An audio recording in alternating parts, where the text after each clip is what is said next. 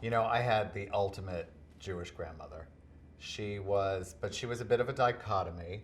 She was a high school principal who was fashion obsessed, lived to travel, and loved to cook and loved to bake. She really loved to bake. And she was one of those people who I think now we're used to women who juggle a million balls in the air. She was kind of ahead of the curve when it comes to that.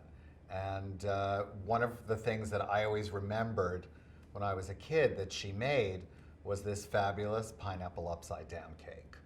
And there was, I don't know, first off, it was, you waited with bated breath while she was making it to see her flip the pan over and wow, you saw this pineapple glaze at the bottom of the cake, which was sensational.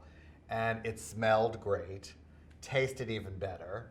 And I think there was a part of her, as much as she loved fashion and she loved to travel and she loved glamour, but she was also kind of scientific.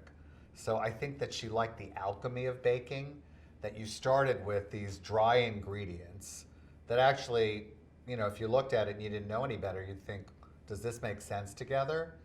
And then suddenly, magically, you finish putting that cake into the oven, out it comes, you put the plate on top of the pan, flip it over, and wow, you know.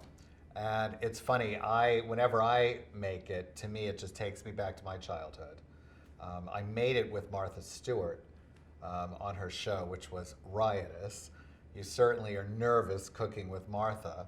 And she looked at me and she said, how can you be cooking with Martha Stewart and using canned pineapple? She said, this is almost illegal. And I said to her, I said, Martha, I said, no, my grandmother, I think, thought there was, at the time, something magical about the fact that you could have this exotic fruit year-round. You didn't have to fly to Hawaii. And I think the canned pineapple is just such a part of it. So Martha said, all right, I get it, I get it. And I think that, sometimes things in life just come full circle. And when I was a teenager, I was a huge fan of Bette Midler's.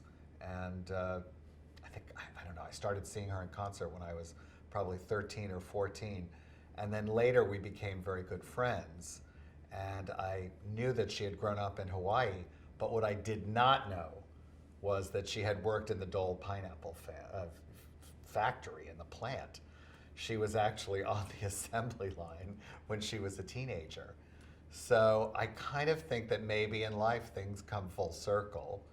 And maybe when I was, a kid, waiting for my grandmother to flip that upside down cake, that maybe that pineapple was a Dole canned pineapple that perhaps Bette Midler had packed and shipped off from Hawaii to New York, and there I was having that fabulous cake.